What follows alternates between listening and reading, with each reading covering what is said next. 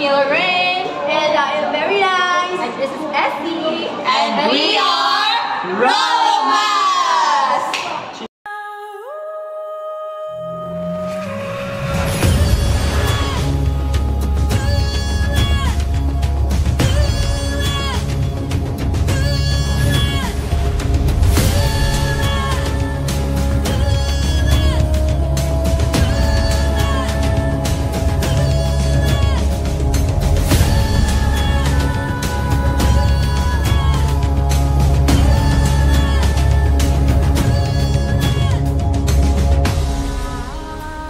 So, karon din nga video, among explain sa inyo kung unsa jud ka importante ang pag-observe sa well-written text when it comes to constructing a words, a sentences, literatures, and so on and so forth. And there are 4 properties of well-written text. Gusto na ni ang organization. Then, ang sunod, ang coherence of cohesion. Katulo, ang language use. Ug ang ikaupat kay ang mechanics. Hi guys! May na guys. Basta na sa mong vlog, pero karon kami nag-open. Nag-apang kasi kami. Kamay kayo mo catch guys. Tawa niya dito. Kanyang advice din na mo kay Cram. Yes. Cram for me. Because in cramming we'll live.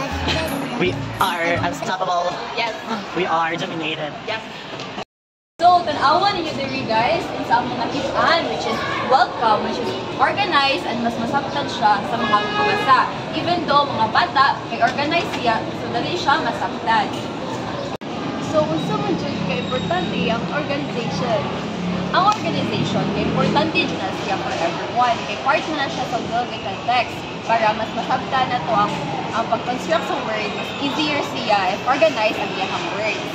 Okay. So guys, naman na sa first, which is ang organization, let's proceed sa coherence and cohesion. So, unsa din yung coherence and cohesion?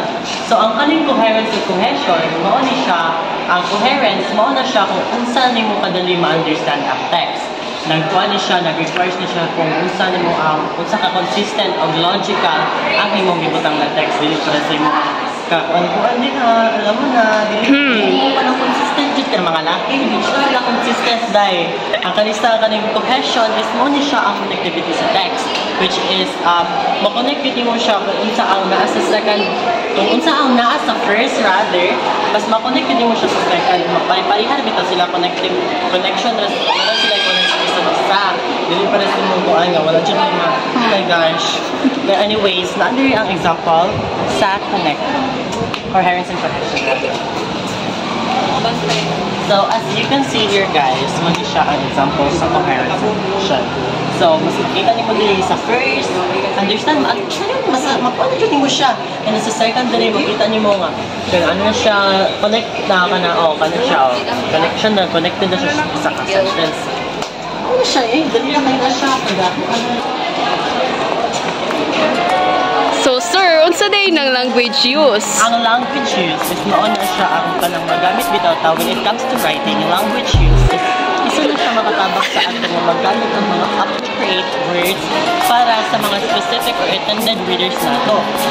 There are 2 types of language use, which is the formal and informal language. So when we say informal language, muna siya magamit ang mga casual words lang, like sa should abas kita, uy, mga yun, ano ba, mga galingo, mga tumutumo ra bitaw ng mga words sa mga tao. And then ang kanang formal language is muna siya ang kanang professional jud, which is kanang maghimo ka og mga law, mga mission, and yeah, mga ano na siya. So mangita tag example sa language use. So guys, Tyler under musical user and mission statement. This is an example of formal language. It is, as you can see, it is formal. The word used here is very near and very organized. So let's proceed sa mechanics. So manaman ta sa tulo ka buok part sa well-written text, and then the last one is mechanics. Ang kanisiya is diligent siya. Ang well-written text is diligent siya makompleto if wala siya yung mechanics. And ang mechanics ay nasa punctuations, spacing, capitalizations, and abbreviation, yes. That's all. And then, mangita tag example of unsa jud ang kanang mechanics naglana guys ba. Tara. For example, kanang example. So as you can see guys, kaning siya, di ba, ma-confuse ka kung saan siya pagbasa kay iya kay wala kay balo og continuation ba ni siya or unsa. So yeah, this one wala siya. Kulang siya og kanang period and then this one pod wala pod. Magibog kag sabot kung padayon na ni siya or dili. So next is kani iyang capitalization kay kulang kani dapat kapital na siya kay pod tapos ano siya guys. Mechanics. Tatay example nga kanang naadjud tanan ang mechanics guys. So let's see.